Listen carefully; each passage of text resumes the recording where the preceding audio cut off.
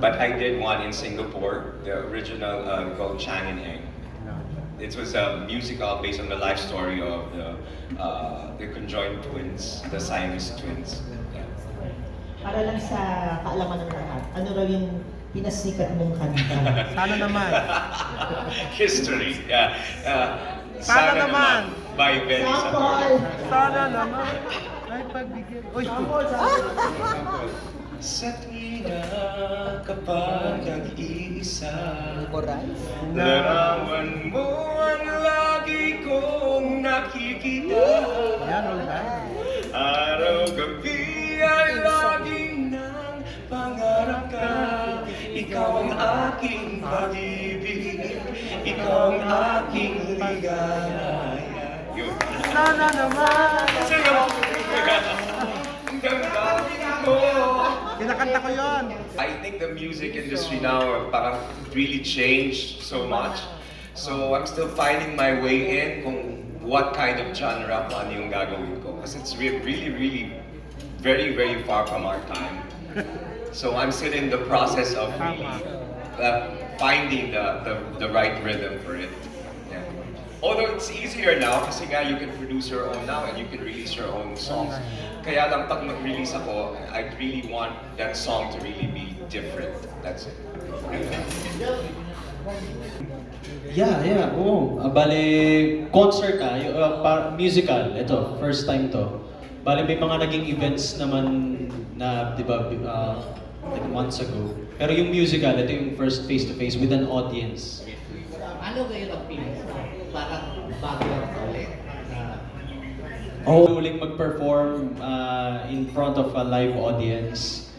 Kasi, alam mo, ang performing, kasi dapat you constantly do it eh. Diba? You constantly do it. Para, kumbaga, yung ano mo, yung tibay ng loob mo talagang nahasa pa din. Kumbaga, kasi mahirap din yung, like yan, 2 years na pahinga, parang nasanay ka na walang audience, parang chill-chill lang, nasa bahay ka lang, kumakanta ka lang. Iba yung may nanonood sa'yo eh, iba yung adrenaline nun. Na alam mong you're on your toes, kailangan mong galingan, kailangan almost perfect yung performance mo. So, yun yung pakiramdam ko. Siyempre may konting kaba, and excitement. Mas lamang naman yung excitement na makapag-perform mali ng live. So, nangyari na ito personally, di ba? Sa year. Yes po. Ano ngayon ang pagkakaiba?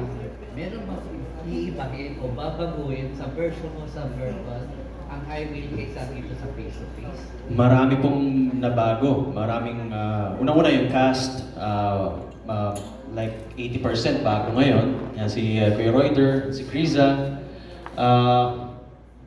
Tapos, yung marami ring inedit sa lyrics, sa dialogues, mas in-improve pa. There's gonna be an improved version of I Will the Musical. And we will make sure na mas prepared kami this time kasi alam mo yung unang run namin na yon, 1 week lang kami nag-rehearsal. 1 week. We staged it in 1 week na rehearsal. Kasi noong time na yon, kasagsagan pa ng pandemic last year. So we were in a bubble setup. Nag-rehearsal kami sa resort in Batangas para lang talagang ma-stage namin siya. So talagang we really worked hard para mabuo siya in 1 week. Siyempre, kasama na din yung limitations kasi sa budget, kaya napaka-iksi ng rehearsals. But we were able to pull it off. So this time, we will have more ample time para mag-rehearsal. So mas maganda talaga yung may presenta namin ngayon. So, paano mo isi-sell ang bagong I will na face-to-face? Ano ba ang magiging selling factor sa bagong face? Una-una, ito ay original Filipino musical. Tapos, it's very relevant pa rin right now because it's a tribute for our healthcare workers. It's about the doctors, nurses, and it's about mental health also. And well, alam niyo naman po, it's about the life of Dr. Willie Ong and Dr. Krizza Ong. So they're very significant naman personalities ngayong mga panahon na to. So that's a plus also. Tapos, but ultimately, yung story na gustong iparating nitong I Will the Musical, it's not about anything else na eh. Yung mental health, it's about mental health na big issue rin ngayon because dun sa nagdaang pandemya, marami sa atin ang may pinagdadaan ngayon sa mental health. Tapos sa bullying, it's about bullying din, and yun, tribute sa ating mga healthcare workers. And napakaganda ng mga songs dito. Napakaganda ng mga songs. It's beautifully written by Direct Rommel Ramilo.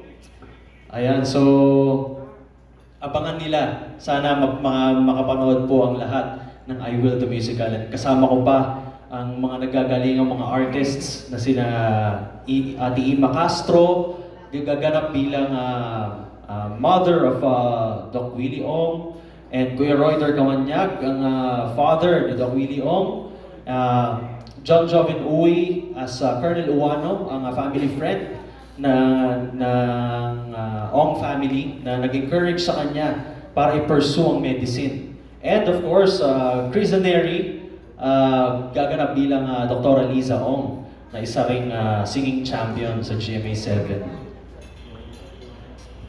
Yan po. Ako muna. Kay Krizza naman, Krizza, is this your first music? After ilang years, yes. Because I've done musical shows before, pero hindi pa talaga mainstream. So ito yung pinaka-mainstream ko. Kaya medyo kinakabahan, and tinatanong ko nga siya kung, alam mo yun, kaya ko ba to? Nung nag-audition ako, sabi ko, parang hindi ko ata siya kaya. Pero ayun, I'm up for a challenge naman. Ayan. Nagkano gamit ko na yung family name mo? I started using it when I joined Tanghalang Pilipino as a senior company member. It was, I think, Nonon Padilla who insisted to use my last name for the simple reason kasi nahihirapan daw pag nililay out. Pag nandun na yung mga actors, biglang hindi nagbabalance because I don't have a last name. So he insisted on using my last name. So yun, and anyways, ang ano ko naman is I'm already an actor, no longer a pop singer, so I might as well use my last name. Yeah. And kay Gerald? Ngayon, di ba? Naturally, actually, yun talaga yung singing voice ko. Doon naman ako nagsimula sa ganung singing. Yung crooner, yung soft, yung easy listening lang. So, it was a breath of fresh air to do it again. Kasi, previous years, I'm into musical, laging full voice, alam mo yun. And thank you sa Genesis Spirulina for getting me, and kay partner Doc Joseph Lee for recommending me sa Genesis Spirulina team para gawin ang jingle nila. And it was such a pleasure, and it was such a joy to do that, yung Genesis Spirulina song. Ayun. Ako na lang siguro magsisimula because before entering, sabi ko talaga, kasi nag-intro si Direk, sabi niya parang yung original cast, sobrang gagaling. And then I said, okay, now the pressure is real kasi kailangan din, di ba? Galingan mo din. And to think na considering 1 week lang kayo nakapag-rehearse nun and you guys delivered. And now meron kaming 1 month to prepare. So kailangan talaga extra effort para equal naman sa galing ng original. Well, in my case, in every work that I do, I always make sure that I find the pressure. I think that's every artist's vitamins, na yung pressure na yun. I think it's a little amount of not being comfortable to that work will make the work really more beautiful. So if there's a pressure, then the more that I love the pressure. Yeah. Thank you. Yes. And reminder ko lang po sa mga press natin, you have a team. Show this musical, and I think every Filipino musical really deserves to be promoted because since the musical theater in the Philippines is still very, very, very young, so every effort of every Filipino artist really worth watching. Plus, the music is really, really good, and it is a life story of a Filipino with a big heart and a beautiful soul. So, thank you very much.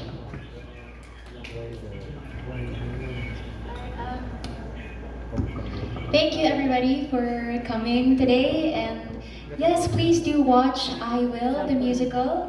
Magagaling po yung cast, and I'm actually really lucky to be part of it, to be part of this production. So yes, please don't miss it. It's gonna be on October 14 at the Metropolitan Theater. Ayan, again, we're inviting you all to watch I Will the Musical. It's gonna happen on October 14, 7 p.m.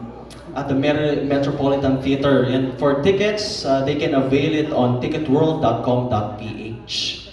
And thank you so much for coming po. Maraming salamat po.